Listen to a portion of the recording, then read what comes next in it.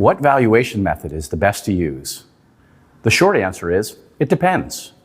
And one approach is rarely sufficient to achieve your goal. Experienced investors and entrepreneurs often use several different methods to value a startup because no single method is best. Using multiple valuation methods can also help in the negotiation process because an average can be determined among them.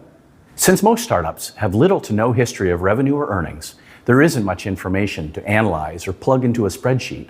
In order to close this gap, angels can look for clues from similar startup deals in the same region and industry. Like we see in real estate, valuations will go up and down depending on market forces. You can expect lower valuations during a recession and higher ones in boom times when there is more capital available in the ecosystem. Startup valuations may also be adjusted up or down based on the strength of the management team, as well as the location of the business, industry, or market. Valuations of startups in Ontario, for example, may differ greatly from valuations comparable companies might achieve in Silicon Valley. We call that a market differential. It applies to company valuations the same way it applies to real estate. Similar homes may differ in price wildly depending upon the location. Valuation at the startup phase is more art than science.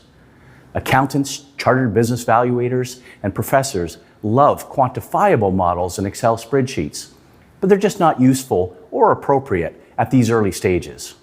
There is no perfect methodology to establish the pre-money value of pre-revenue ventures.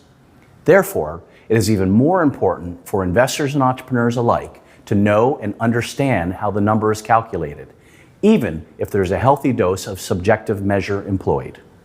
At an early stage, valuation models are mostly subjective because they largely use qualitative metrics.